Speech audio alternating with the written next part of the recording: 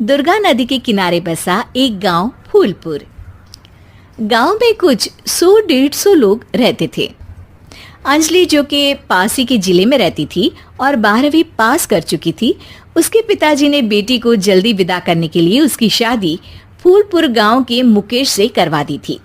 मुकेश कभी स्कूल नहीं गया था और इस कारण वो पढ़ा लिखा नहीं था और बाकी गांव वालों की हालत भी मुकेश जैसी ही थी।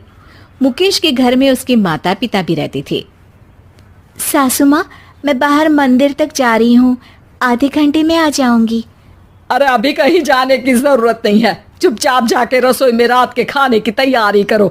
और ये घूंघट क्यों हटा लिया है तुमने? क्या पता नहीं कि इस गांव में औरतें बिना घूंघट के नहीं रहती? रात में अंजलि छत पर जाकर अपनी मम्मी से बात कर रही होती है। तभी गांव की 3-4 औरतें उसे देख लेती है और दरवाजे पर आकर उसकी सास से शिकायत करने लगती है। और क्या हुआ? अरे छत पे तो देखो, आपकी बहू मटक मटक के किसी से फोन पर बात कर रही है। दिन भर फोन पे लगी रहती है। अरे कल तो मंदिर के पास वो क्या कहते हैं, सेल्फी ले रही थी। शहर की बहू रखना अच्छा शान की बात है, पर देखना इसके लक्षण से ये तो तुम्हारे परिवार को बदनाम ना कर दे। ये पहली बार नहीं था जब सास से गांव के लोगों ने अंजलि की बुराई या शिकायत नहीं की हो।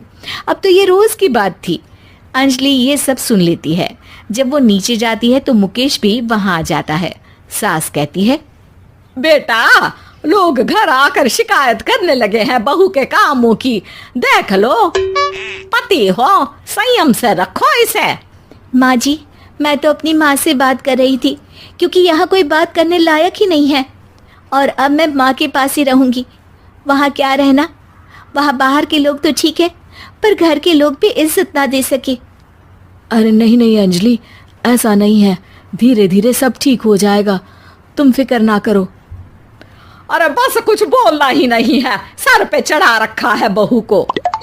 सास मुकेश की नरम बात सुन के वहां से मुंह चढ़ाकर चली जाती है।